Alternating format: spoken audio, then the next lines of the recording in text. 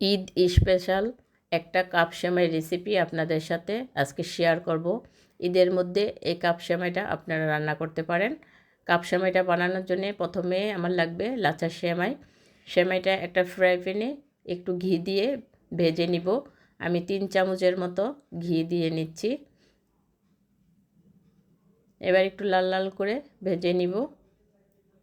এবার অ্যাড করব full cream milk powder. এবার আবার একটু ভেজে নিচ্ছি মিল্ক পাউডার আর ঘি দিয়ে। সেমাইটা একটু লাল করে ভেজে নেব।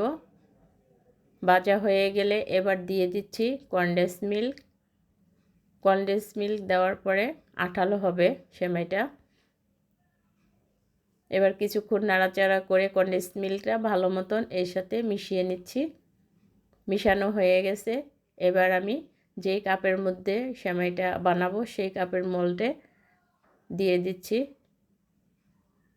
এভাবে সুন্দর করে ছড়িয়ে আমি একটা গ্লাস দিয়ে এটাকে একটা কাপের মতো শেপ দিয়ে নিচ্ছি। আপনারা চাইলে আপনাদের পছন্দ মতো যে কোনো একটা শেপ দিয়ে এটাকে কাপ বানিয়ে নেবেন। আমি সবগুলা কাপ বানিয়ে নিয়েছি। এবার একটু ঠান্ডা হওয়ার জন্য এটা রেখে দিব। এবার চলে যাব কাস্টার্ড ক্রিমটা বানানোর জন্যে। এই জন্যে প্রথমে আমি 1.5 কাপ লিকুইড দুধ নিয়েছি, 1 কাপ কাস্টার্ড পাউডার, 1 কাপ চিনি। এবার এটা আমি ভালো মতন মিশিয়ে চুলাটা অন করে দিব আর দিয়ে দিব সামান্য এলাচ পাউডার। ক্রিমটা যতক্ষণ না ঘন না হয় ততক্ষণ আমি চুলা অফ করব না, জাল দিব। ঘন হয়ে গেলে আমি চুলাটা অফ করে দিব। ক্রিমটা আমার প্রায় রেডি হয়ে গেছে। চুলাটা আমি এবার অফ করে দিয়েছি।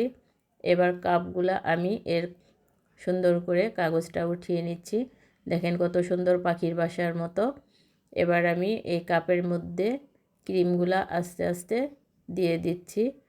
ক্রিমগুলা দেওয়া হয়ে গেলে এবার আমি তার উপরে কিছু পেস্তা বাদাম ছিটিয়ে দিচ্ছি। দেখতে কত সুন্দর লোভনীয়, মাশাআল্লাহ।